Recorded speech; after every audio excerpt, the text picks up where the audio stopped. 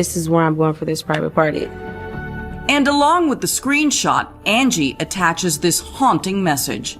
Doing a private party at this address, just in case I go missing, LOL.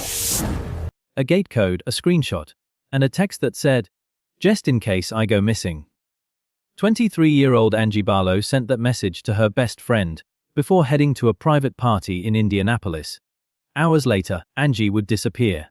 7 months later, investigators would find her remains in a shallow grave. Angie Barlo grew up in Muncie, Indiana, before moving to Indianapolis with her best friend and self-described adopted sister, Mona Jackson. The two had been inseparable since high school. Angie worked as a dancer at local clubs and also accepted private party bookings. It's just days before Halloween for Indianapolis roommates Mona Jackson and Angie Barlo. Like from high school till now, we always lived together, so. And after 11 years of friendship, 24-year-old Mona and 23-year-old Angie are more like sisters than friends. I was adopted into the family. Not necessarily paperwork, but yeah. And she's also adopted in my family as well. Making Angie the sometimes willful little sister she never had. I mean, Angie was just her own person. She was independent. Nobody could tell her what to do. And what she wanted to do was become a dancer, which for the small-town girl from Muncie, Indiana, meant extra money to live large in the big city. Once we moved to the city, things opened up for us, so we started going on vacations and spending money like we're not supposed to, and we just really like salt and pepper. That's what we are. Angie's mother, Christina Kramer, is supportive of her oldest daughter's independence and free spirit. She was full of life, full of love. She loved her family. She loved her friends. It started with a text from an unknown number. The person claimed to be a woman who wanted to surprise her husband for their anniversary and asked whether Angie did private parties, but the person never gave her name. Mona noticed something was wrong with the exchange. She told Angie not to take the private party because it did not seem right, but Angie decided to go ahead. But Angie never could have known just how much time she had left when, out of the blue, she receives a mysterious text message. She was like, sis, hey, read these messages. The first message started out, hi, do you do private parties? That's how it started out. Angie, who danced at local clubs in the area, would do private parties on occasion. And this text appears to be from a woman wanting to surprise her husband for their anniversary. But there's something odd about the exchange. Never once said her name. Yes, there's no name attached to the unknown phone number, but that doesn't deter Angie. And although Angie has done private dances before, her best friend Mona gets a gut feeling that this one is different. It just wasn't adding up, and I told Angie, I said, please do not do this private party, because it just didn't seem right at all. But there's no talking the headstrong Angie out of it. 2 weeks later, on the night of the private party, Angie received another text from the client. The messages included what she should wear, the party address, and the gate code needed to enter the apartment complex. Angie then did something she always did before dancing at a private party. She took a screenshot of the location and sent it to Mona. Along with the screenshot, she attached the message, doing a private party at this address just in case I go missing. There was a Snapchat that she had, and it was about 11:45 on October 26th in the evening. And it said, doing this private party. And we do believe that that Snapchat was taken in the bathroom at the apartment. Seen here from her Snapchat, there's a big smile on her face. Everything appears to be fine. But by the next day, nothing. Nobody's heard from her. Nobody's seen her. I start calling Angie. I'm leaving her voicemails, text messages. Frantic, Angie's mother races to her daughter's apartment. It's clear she hasn't been home. She has a Yorkie, and she didn't go home and take care of her dog. You know, that's her baby.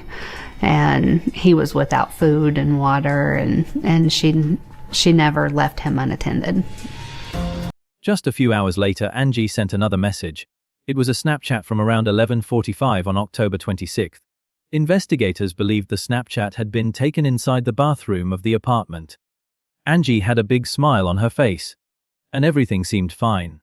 But by the next day, nobody had heard from her. Nobody had seen her. Her mother, Christina Kramer, went to Angie's apartment and found that Angie had not come home. Her Yorkie was there without food and water. According to her mother, Angie never left him unattended. 17 hours after Angie sent that final snapshot, Mona remembered the screenshot Angie had sent her of the party's address. Mona was 2 blocks away from the location and went there as soon as possible. When nobody answered the gate code, she climbed over the gate.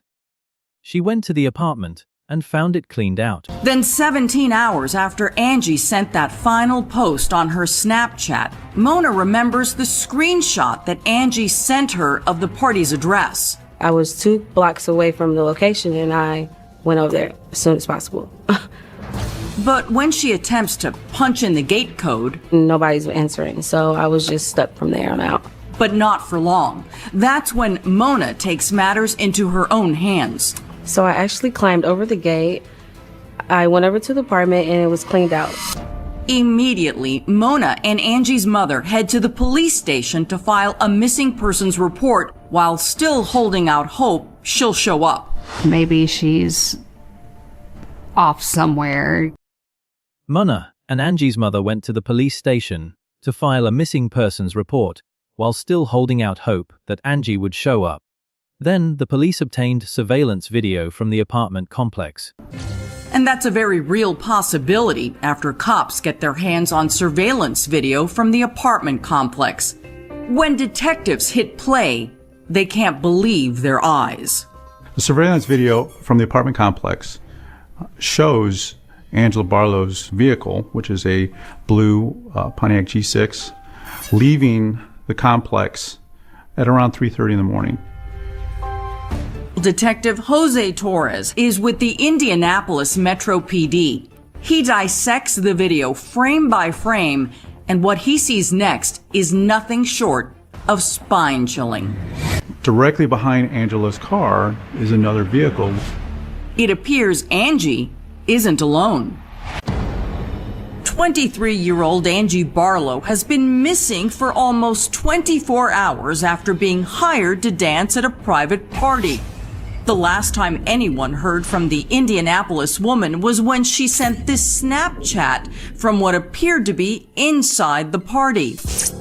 Then police uncover shocking surveillance video showing Angie's car leaving the party and someone else. Directly behind Angela's car is another vehicle.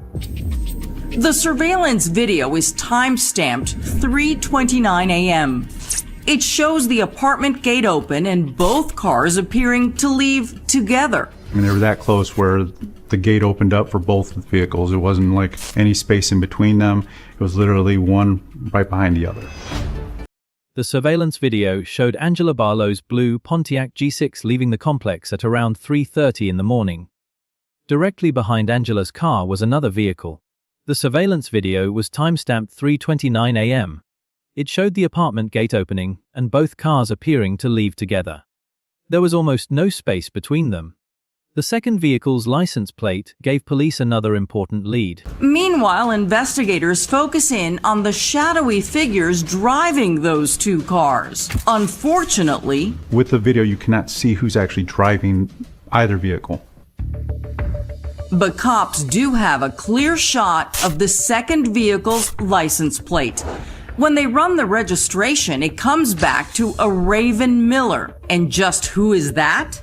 I found out that the people hosting this party was a female named Raven Miller and Baron McCulla. Raven and Baron are the super secret clients, but turns out they were no secret to Angie. Angela knew Raven Miller and Baron McCulla through where she worked at the club. And they weren't so fond of each other. There were issues Issues so big, to the point where Angela would not have done this private party if she had known it was Raven and Baron that were throwing it. But remember, the person behind the private party texts never gave a name, and the phone number was unknown to Angie, leaving Detective Torres with one terrifying conclusion. I believe, yes, she was tricked to come to this location. Which would mean that Raven and Barron didn't act alone. Police traced the second vehicle to Raven Miller and Barron McCulla, the people hosting the party. Angie already knew Raven and Barron through the club where she worked. According to the transcript, they were not fond of each other, and the issues were significant enough that Angie would not have done the private party if she had known Raven and Barron were hosting it. But the person behind the private party messages had never given Angie a name, and the phone number was unknown to her. Detective Torres believed Angie had been tricked into coming to the location. He believed she did not know she was going to Raven and Barron's apartment, and he believed somebody else was there to answer the door when Angie knocked. Raven and Barron were brought in for questioning. They admitted Angie had been there, but said they never left the facility and that Angela left. Police had nothing to prove otherwise. The surveillance video was too dark and grainy to identify either driver, and without direct evidence tying the couple to Angie's disappearance, they were free to go. 12 days later, police got another break. Her vehicle, the Pontiac G6, was located. Angie's car is discovered just over 8 miles from the apartment where she was last seen. We were hoping that, maybe if we found her car, we'd find her. Sadly, there's no Angie, just her car. But exactly where the car is found doesn't sit well with her best friend, Mona. I know for sure I had checked that area multiple times. And then, boom, pops up one day. And I'm just like, there's no way. And there's something else that is strange about Angie's car. It's trashed. Looked like the car had went underneath a wire fence, and there was some cracks on the window and headlights, and Angie always kept the inside of her car really clean, and it was a mess. The car is taken in for processing and... There's a possibility that there were some leads found in the car. But is it enough evidence to find out what happened to the missing woman? Angie's Pontiac G6 was located just over 8 miles from the apartment where she was last seen. Angie was not inside. Mona said she had checked the area multiple times before the car appeared there. There was also something strange about the condition of the vehicle. It looked like the car had gone underneath a wire fence. There were cracks on the window and headlights. Angie always kept the inside of her car really clean, but when it was found, it was a mess. The car was taken in for processing. Investigators said there was a possibility that leads had been found inside, but they would not reveal exactly what was discovered because the investigation was still ongoing. Months passed. Angie's parents put up digital billboards throughout Indianapolis and posted a $5,000 reward. 7 months into the case, police arrested Michelle Brown on fraud-related charges. Cops obtain a search warrant in connection to Angie's disappearance. It leads investigators to a residence in Angie's hometown of Muncie, Indiana. And it's there where they make a disturbing discovery. One individual that was arrested that had account information of Angela's grandmother. Our affiliate, WXIN, speaks with Angie's parents. We don't know how they got the information they got. Police arrest a woman by the name of Michelle Brown on fraud-related charges. But get this, the woman tells investigators she didn't know Angie's grandmother, but knew her bank's routing number and chose her account number by chance. Cops have their suspicions. The information that was used to commit the fraud was specific information that Angela would have. If true, then how did Michelle Brown get this very specific information from the missing 23-year-old? Michelle Brown told investigators she did not know Angie's grandmother, but knew her bank's routing number and had chosen her account number by chance. Police had their suspicions. They said the information used to commit the fraud was specific information that Angela would have. While serving the search warrant, police arrested 3 other people at the home on various charges unrelated to Angie's disappearance.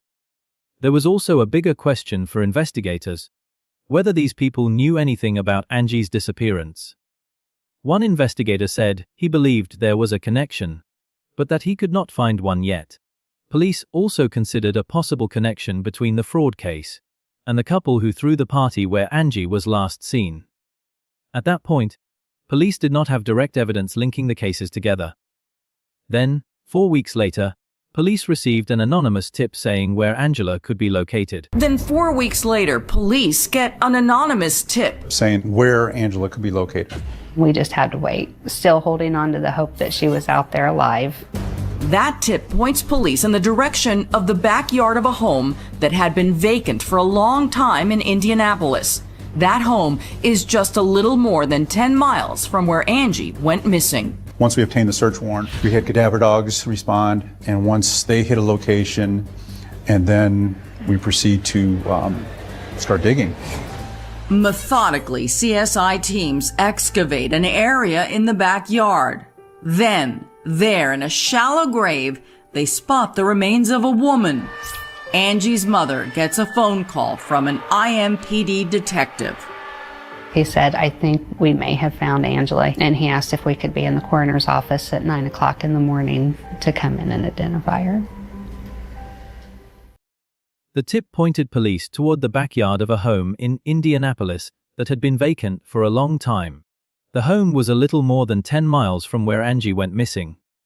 Once police obtained a search warrant, cadaver dogs were brought in.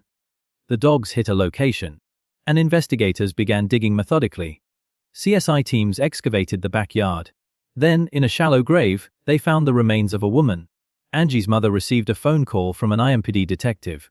He said, "I think we may have found Angela." He asked if the family could be at the coroner's office at 900 the next morning to identify her. The body was badly decomposed, so Angie's parents were shown photographs of still, visible tattoos. Those tattoos helped identify the remains as Angela. The discovery finally confirmed what Angie's family had feared for 7 months. Angie was dead. But the investigation did not end with the discovery of her remains. After Angie's funeral, Detective Joe Torres continued to identify Raven Miller and Baron McCulla as persons of interest in both Angie's disappearance and her death. He also said he believed someone else was in the apartment the night Angie walked through the door. Someone who had not come forward and who knew exactly what happened. Following Angie's funeral, Detective Jose Torres hasn't forgotten about Raven Miller and Baron McCulla, the couple who hired the 23-year-old to dance for them at that private party where she was last seen alive. I believe that there are persons of interest not only in the disappearance of Angela, but also the death of Angela. It's a strong accusation coming from the detective working Angie's case, but he claims he can back up his statement if someone else comes forward. Someone else who was at that private party that night. I believe that there were other people in this apartment when this incident occurred and know exactly what happened to Angela that evening. And my goal here is not just an arrest. My goal is a conviction. And that is where the case remains. Angie went to a private party after receiving messages from someone who never gave their name. She sent the address to Mona and included a message saying it was in case she went missing. She was later seen on Snapchat inside the apartment. Her car left the complex at 3:29 in the morning with another vehicle directly behind it. 12 days later, her Pontiac G6 was found more than 8 miles away. 7 months after her disappearance, an anonymous tip led police to a vacant home's backyard, where investigators found her remains in a shallow grave. And according to Detective Torres, other people inside that apartment knew what happened to Angela. His goal, he said, was a conviction.